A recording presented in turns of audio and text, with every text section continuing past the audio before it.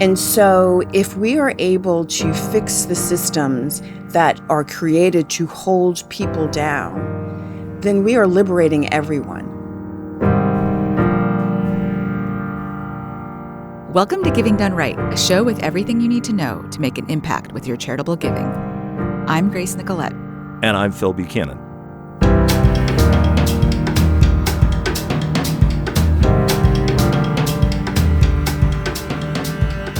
Today, our guest is Susan Thomas, president of the Melville Charitable Trust, based in New Haven, Connecticut, and focused on solving homelessness in the U.S. The trust was created from the wealth of Dorothy Bigelow Melville, wife of Ward Melville, who headed a retail empire that included, among other businesses, Marshall's and the drugstore CVS. The trust's focus has been on ending homelessness from the beginning, and its focus now is specifically on helping Black, Indigenous, and people of color. Susan has been at the trust for many years, and prior to joining, she also worked in other roles within philanthropy, also city government, in creating solutions focused on this issue.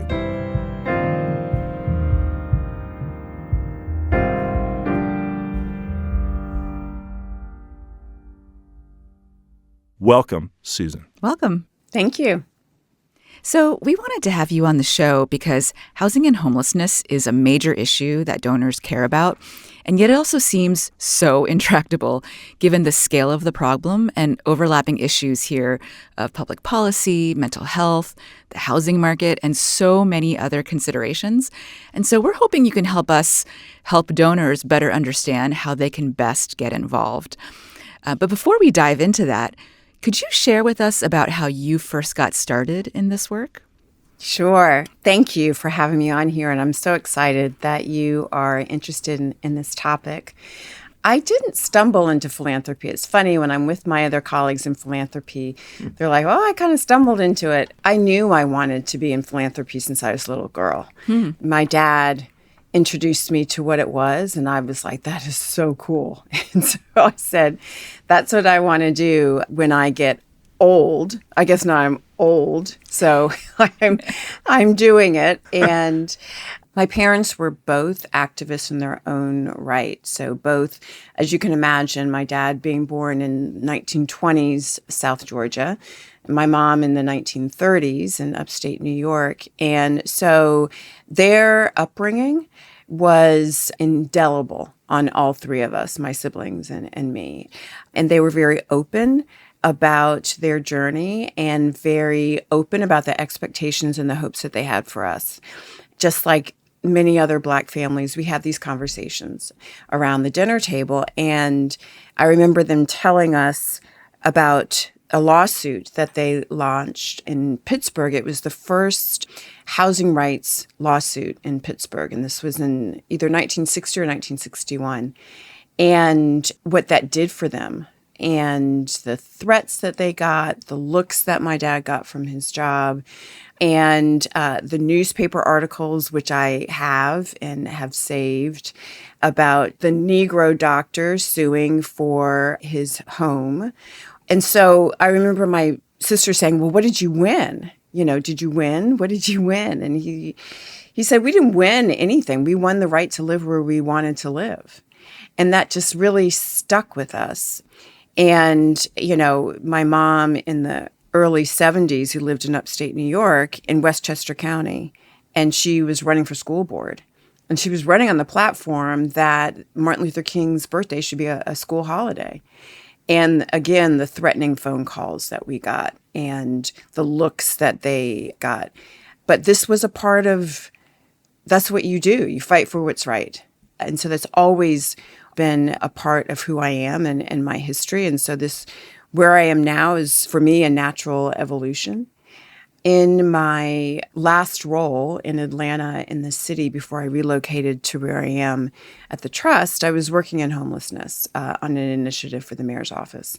And that hadn't been my background, really. It was really a very broad background in nonprofit, based on my role at United Way, where I was responsible for overseeing all of our grantmaking and all of the programmatic areas.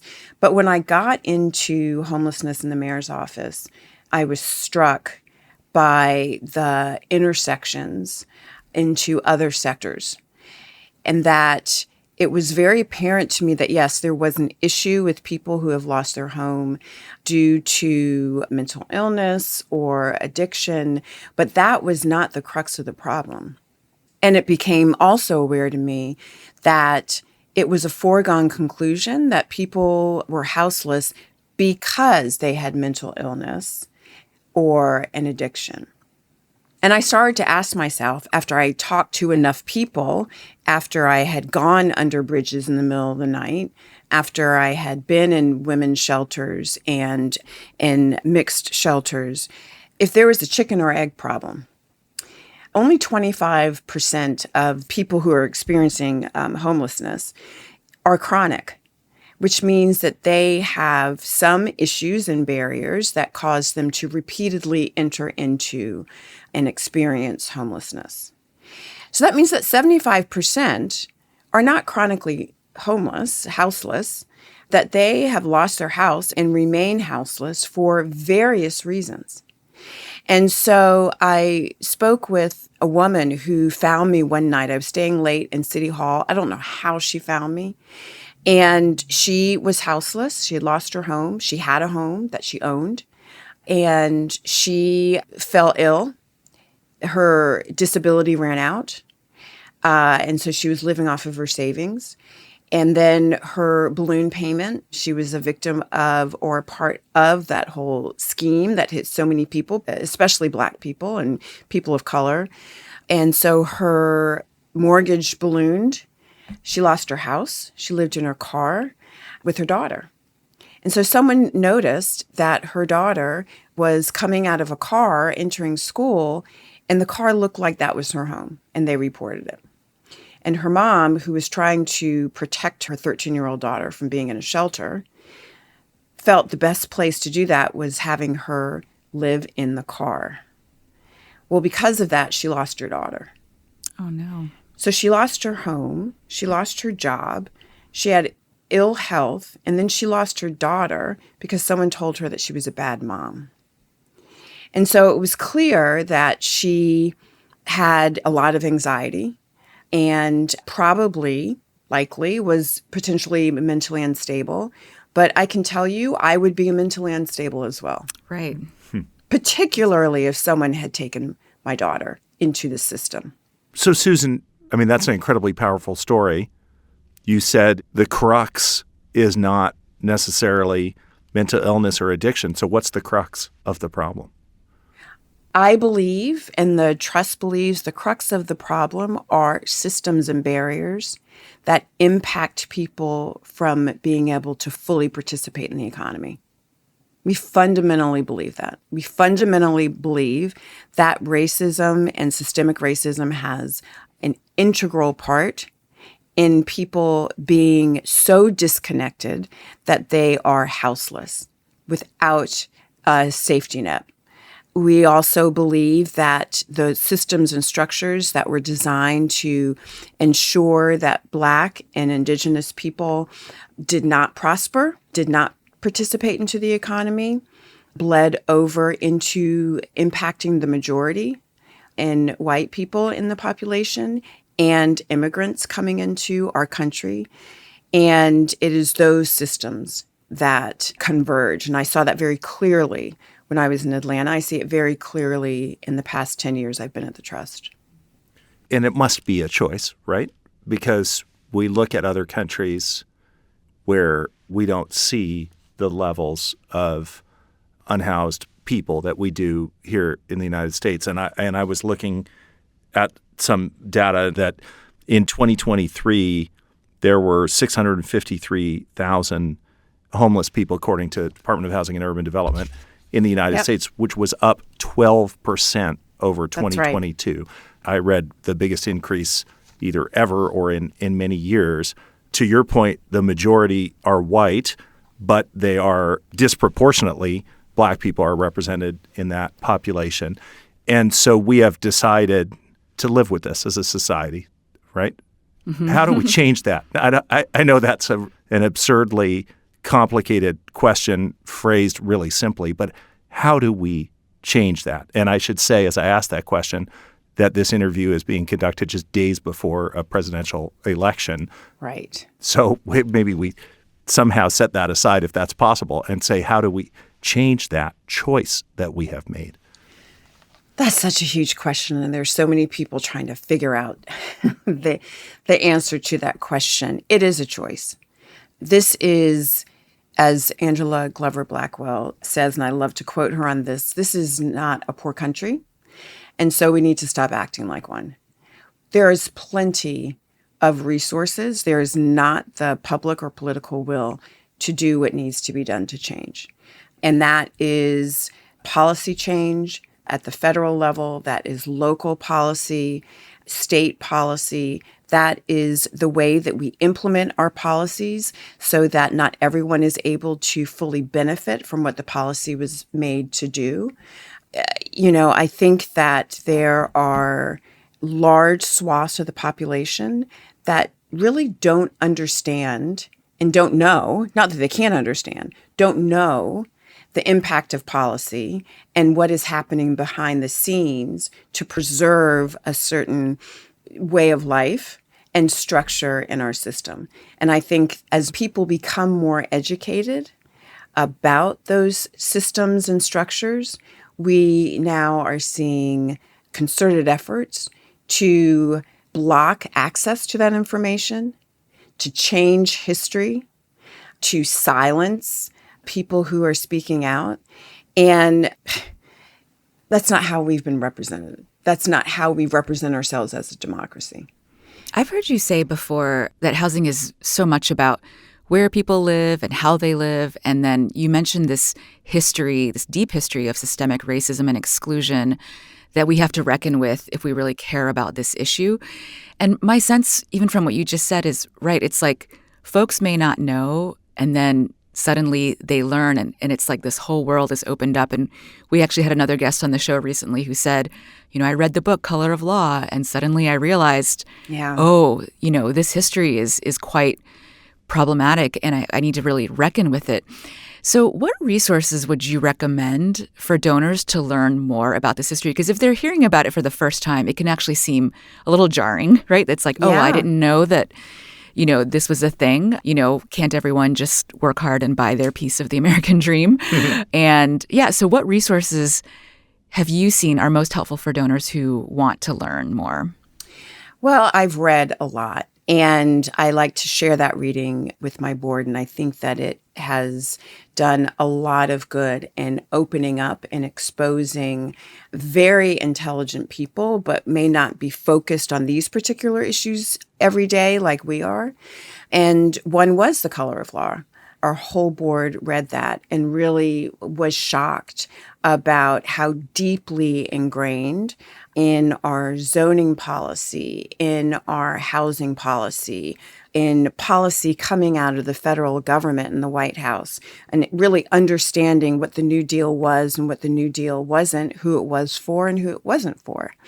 And so I highly recommend that. Another similar book is The Color of Money, which is deeply fascinating about the history of wealth in America and the history of banking in America and the systems that were put in place. There are two systems of credit. There's a system of credit that white people have access to, and there's a system of credit that Black people have access to.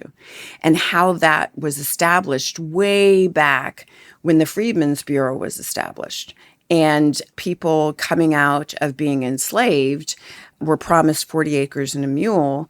And instead of ultimately getting that land, because people started to realize that with land, Black people would have agency. They would be able to build wealth. They would be able to pass that on to their family. Then they would start to become on equal footing as the enslavers. And so what they did is they revoked the 40 acres and a mule. And the violence in the South was allowed to prevail and dismantle the Freedmen's Bureau. And what they said is, well, we'll give you your own bank. And that was the creation of the two banking systems. And so that dates all the way back to the 1800s. And as we know, wealth begets wealth. So if you have a national banking system that's allowed to trade commerce across the country and across state lines, and then you have a local bank who needs to depend on its ability to lend capital on its deposits, which one do you think is going to prosper? But those were the choices that were given. Yeah. I mean, I'm channeling, we often have conversations with donors who say, well, I wasn't part of that extractive system. And I think this actually really ties into some of the broader kind of policy debates that are happening in local communities where we see the so-called NIMBYs, right? The not in my backyard folks, the folks who maybe do not want to increase the density of the housing in their area because it may affect their own property values. How do you bring someone along? Like, I'm thinking someone may be listening to this and say, Susan, that's all well and good. My family are immigrants, so, we did not enslave people, or my wealth was hard-earned and in an honest way. How do you help successful folks, like many of our donors, kind of reckon with the things that are very hard to reckon with about this history? That's a really big question, I know, but I imagine you've been having these conversations, and so that's sort of where my mind goes. I've heard that many times, as we all have. And no, we were not a part of the generation that created where we are now. If someone was not directly involved in extracting, but they are benefiting from it. And there is an opportunity to change it. Phil, you asked earlier, how do we change where we are? Well, changing where we are is acknowledging what you're benefiting from that you didn't necessarily earn, or that you earned at a great disadvantage, but are not willing to change how that system works so that you can continue benefiting. And so, no, you might not have been part of that era, but are you willing to give up your privilege so that it can change? And once you know the history, you can't unknow it. Yes. That's been my experience too. Yeah. You just cannot unsee it. Yeah. Yeah. And we keep on repeating ourselves in history. You asked what other resources. I am reading The Demon of Unrest by Eric Larson. Fascinating. Going back to the Reconstruction period, the period between Reconstruction and the Civil War, and the thoughts and the mindsets of people in power about our society, democracy, and Black people. And the same train of thought, and he did deep research, pulling from people's journals, letters that were written, documents from people in power and people involved in the war, and people and families of those people. And the mindset is not different from the mindset now. We are literally repeating history. You look at the history of World War II, and I know I've said this to you before, and how Hitler looked at our system and the way that the settlers were able to erase Native Americans, reduce that population to a quote-unquote manageable size, and conquer. And then looked at how they dealt with enslaved people and were able to control where they lived and how they lived so that they could conquer. There was an article in the New Yorker a couple of years ago that describes and draws that parallel. It's astounding. Has our fundamental philosophy and the way that our democracy operates or doesn't operate, has it really changed? Has it really changed today? Don't go anywhere. More after this break.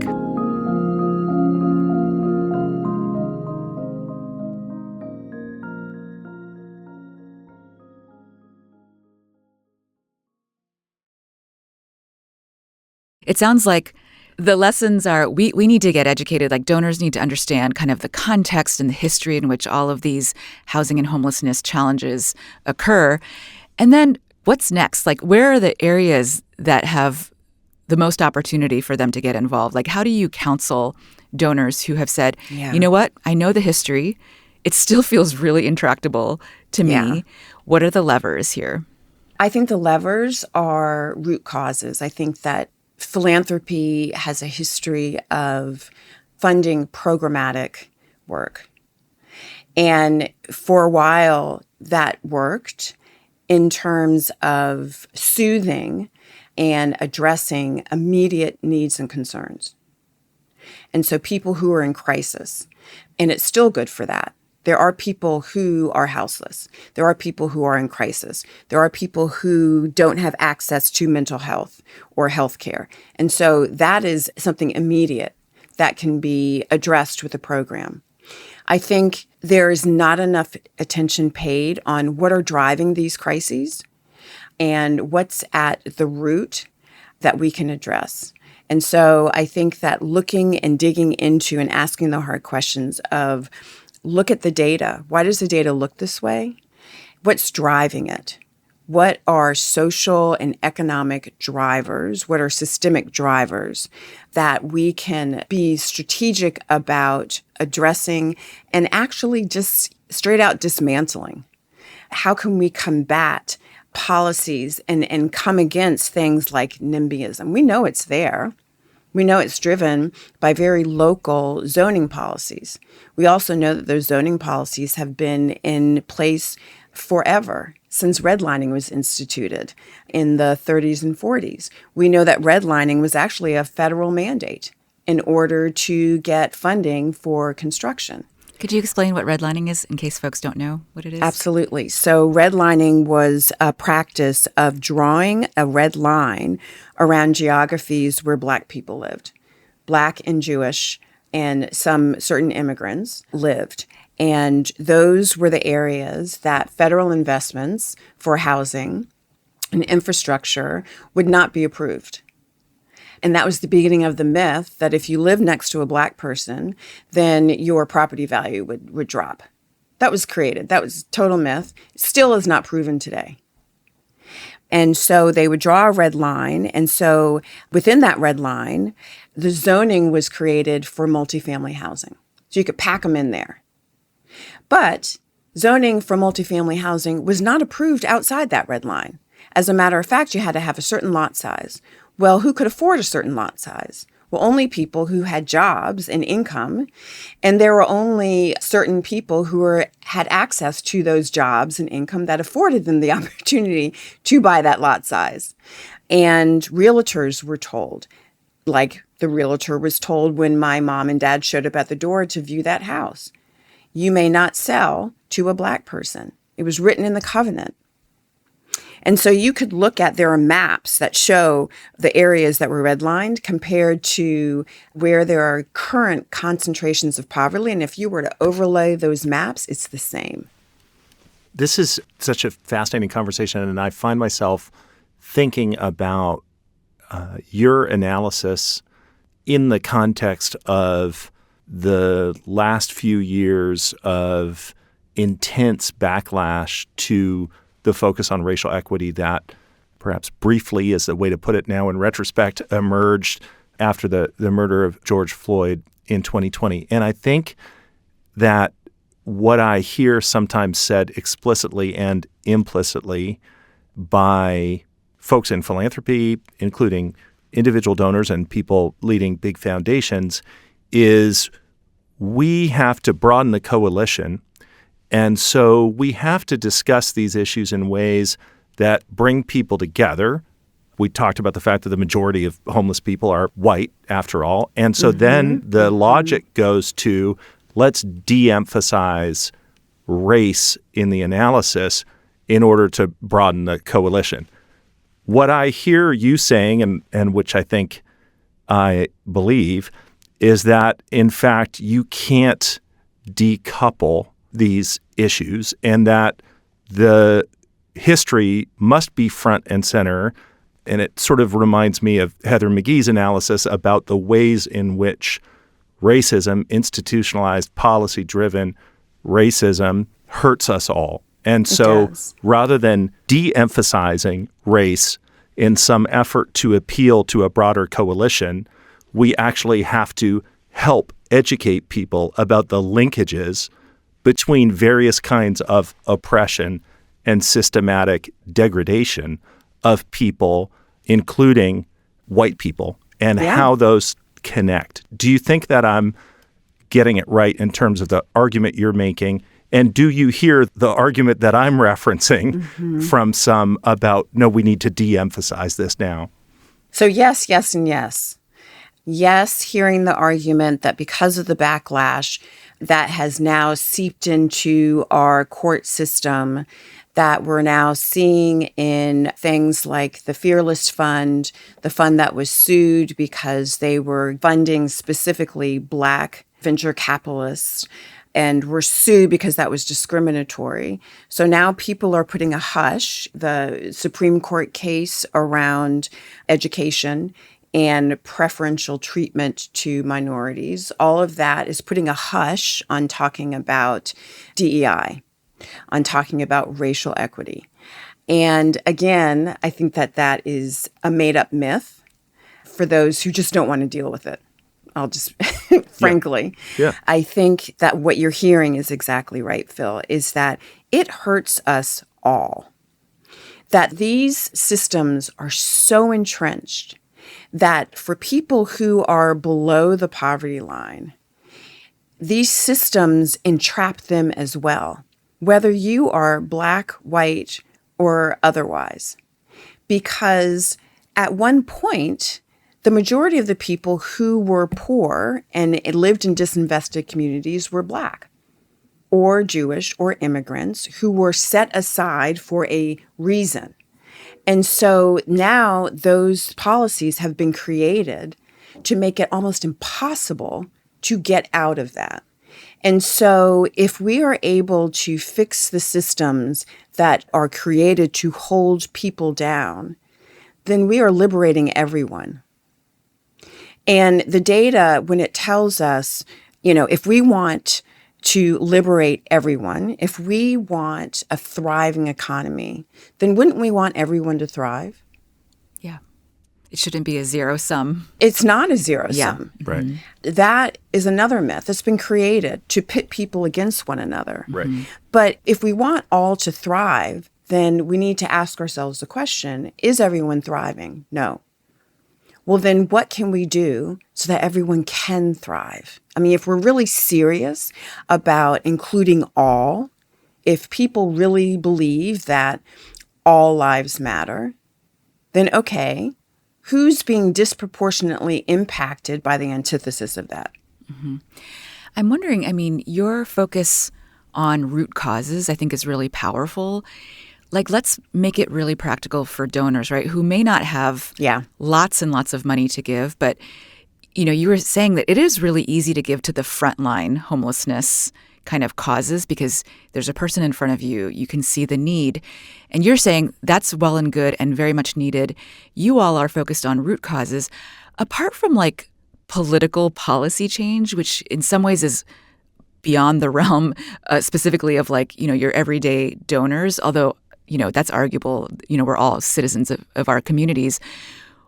How do you address those root causes? Because, you read stories about really well-meaning people who just run up against sort of the buzzsaw of this policy framework you're talking about. They want to do the good work, but there are entrenched interests in their community and they just cannot move it forward, right?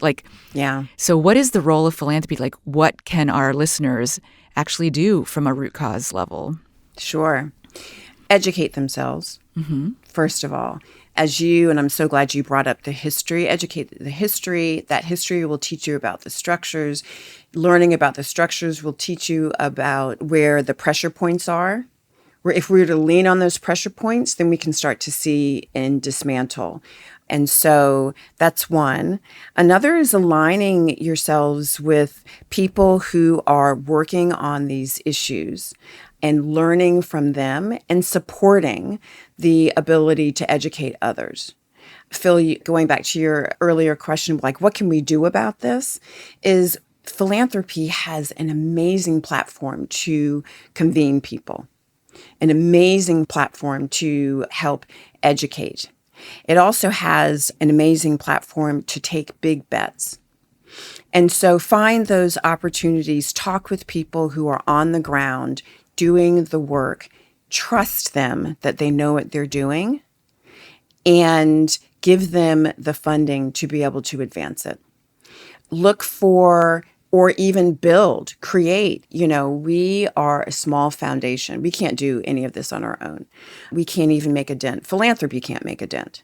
And so what we've done is we have reached out very deliberately to other foundations who think in alignment with how we think, who invest in alignment with how we invest, and we leverage our funding.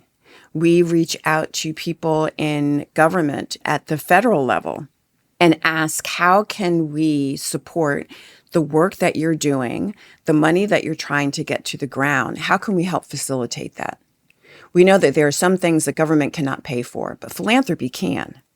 And so how can we build capacity on the ground? How can we make sure that communities understand what's available to them so that they can go after it? How can we make sure that people who are disenfranchised are included in decisions that are being made about their community? How can we make sure that not the same organizations who really aren't connected to the community and the issues keep on getting the same money? And how can we seek out and build the capacity and the infrastructure within grassroots organizations and organizations led by impacted people, and build their ability to be able to lead in these sectors? There's a lot that we can do that's not being done. Are there, even in spite of the aggregate data trending in the wrong direction, bright spots or examples that you could point to where you say, looking at this community really made progress, or others could learn from that example? Does anything come to mind? There are many examples, and I don't want to detract from the bright spots in the examples. And I really also want to highlight that these bright spots are in spite of. They really are. And I think that we have a tendency in our field, and I do it too, to latch onto those bright spots in the hopes that that is a signal that there is a sea change happening. But there's not a sea change happening because the structures and the barriers are still in place. And but for people who are working above and beyond and tirelessly, we wouldn't be able to see those bright spots. I think that there are incredible people doing incredible work that are working around the system in amazing ways and contorting themselves so that we can have these bright spots. And so I don't want to diminish them, but I don't want us to get hung up on them. I think that there is hope in the fact that people are now talking about structural racism. I think there's hope that people are recognizing that there are fundamental barriers to us being able to scale those bright spots and those stories. I think that there is hope that there is a wave of people who are coming into wealth and recognizing that they can't unsee it, what's happening, and they want to do something about it. And they are not trying to institutionalize their wealth. They're actually trying to give it away. I think that there is hope in more and more people being curious about and digging into what are those root causes, what are those pressure points, and can we start to come together and focus on those? I think those are the hopeful things. But I believe that we have poured a lot of money into building, I'm in housing, so I use a housing analogy, into building a better and better and better home on a really rotten foundation that wasn't designed, and the footprint can't hold what we envision building. Yeah, and I hear you, I think, saying, and I don't want to put words in your mouth, so you can take issue with me if I am, but like, hey, Phil, like don't go to the up by the bootstraps exceptions as a way to say, because that can diminish the realities. And I think what I was trying to ask more is, are there local examples where, for instance, zoning laws have been changed or resources have been redistributed in such a way that other communities or even states or federal governments could learn from that as a path to structural change. Yeah. There are organizations that are doing really good work that can't scale it because there are funders who want the immediate results, who go after the bright and shiny. And this is patient capital kind of investment that I'm talking about. This is unwinding years of entrenched practices. And so some of those organizations, like the Center for Community Progress, who is working in community to find different ways that people can have access to land, can reduce blight and turn that into alternative ownership models so that the community can actually take control of that land and utilize it in a way that benefits their community. There are organizations like Grounded Solutions that's also looking at alternative home ownership models and looking in communities to be able to give communities agency in how they use land and increase wealth. There are organizations like Economic Security Project who are looking at ways to close the wealth gap, and so are looking at guaranteed basic income models, who are looking at cash distributions, who are looking at when people receive cash, what do they actually do with it? Well, they use it to fill in the gaps, and it ends up going back into the economy because now they're able to buy the things that they weren't able to buy. They're able to get childcare. They're able to redistribute the little that they have so that they can end up participating more in the economy. They're spending it on their children. So there are organizations and there's work happening that is getting at the root of these barriers that needs to be scaled. I'm so struck by your answer because, we've spoken to many people who run foundations or big donors, and often, they're very excited to kind of tout the project that, they really made a difference on, or like they have sort of their pet organization that really, in their view, made a difference. And I think your response really highlights to me, right, just like the depth of the complexity of this, and yet there's like a real tension that donors are invited into of like these problems are so systemic and very, very difficult, and yet there's opportunity to like band together and help scale some of the solutions, right? Like it's not like our hands are completely tied and this is hopeless. Like No. you're in this because, you do see a way forward if we can really kind of break through. Yes. And I'm so glad you said that because we know what works. The people on the ground know what works. The people in these organizations know what works, but either they can't scale it or there really are fundamental policy changes that need to happen in order for us to really move. And one of the things that I think philanthropy really needs to re-examine is the aversion to policy change and getting involved and engaged in moving policy. It is not breaking the rules. It is not jeopardizing our 501(c)(3) status at all.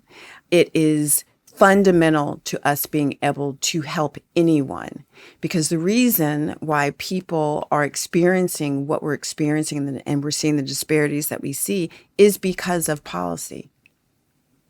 And so, in one of my favorite books, it says, you can't put new wine into old wineskin. That's what we keep on trying to do. And the old wineskin is going to burst, right? As the wine settles and ages and expands. We need new wine in new wineskins. And the new wineskins are new policies that actually allow people to have agency over their lives. Well, Susan, this has been a great conversation. I want to say how much I love the way you open this conversation with the story about your parents and the influence that they had on you, which is just so clear to see how you have carried forward their legacy. And it's such a confusing time that we live in now. And my dad, which may not be a big surprise to anybody who's seen my picture, was a white guy, but he was Really? yeah, it's shocking. But he was very much an activist in his own way, and he died in 1984. But I often think about, his activism and then his puzzlement. If he could see where we are today, there would have been moments of great celebration, right, to see some progress that he probably never could have imagined, and then also just absolute befuddlement and consternation that we would go back in the ways that we appear to be going back, that we would repeat history. You referenced this sort of post-Reconstruction era, and we see so many of the developments today kind of rhyming with that period in a very unfortunate way in terms of the retrenchment. It's just interesting to think about that. But I appreciate you sharing that story of how you got started and inspired to do this work. And it's amazing because it is very rare we talk to somebody who says, I wanted to be a philanthropist when I was a little girl. But I think if you could just leave our listeners with any one or two thoughts about what you hope they take away as they think about what they might do about this challenging issue of homelessness and the related problems of structural inequities and structural racism, what words of wisdom would you want to leave us with? So I appreciate you bringing your dad into this, and I'm sorry for your loss. I do understand it. My dad passed this year, and just shy of his 100th birthday. Wow. And he has seen a lot in that time. And so I started with the story, so I'll end with the story. I was looking to buy a house and was looking in my very liberal state, in a very liberal neighborhood. And long story short, I put a bid in, didn't get it, went to another house in the same neighborhood, and waited a long time to get an answer. And in my waiting, I ran into the owner, and she recognized me because she had looked me up. And she was very apologetic that the process had taken so long. And she told me, well, buying a house on my street is very political. I said, really? She said, yeah, I'm so sorry, but I really feel like it's out of my hands. And she said, this is the reason that we see, all the poverty and things that we see, in our neighborhood because of this type. And she was talking around this type of behavior. And she said, and I said, well, this is kind of what I do for a living. Oh, wow. And she said, yeah, I know. So she had looked me up, and she said, well, if you see the books in my house, you'll see that I have the same beliefs. And so what can we do about this? And I said, well, you can sell me the house. Yeah. That's the first step. And she said, at my age, I'm just not up for the fight. And I did not get the contract. I found out later that the house closed for less than what I offered and at a later closing date than when I said I could close. And I told my dad that story. And at that time, 98, he said, wow, it is still happening. Wow. So I leave people with that, is that it changes one person at a time. Just do the right thing. Yeah. Just do the right thing. Susan, thank you. It's very powerful. Yeah, thank you so much for joining us today. Sure. Thanks for having me. I appreciate it.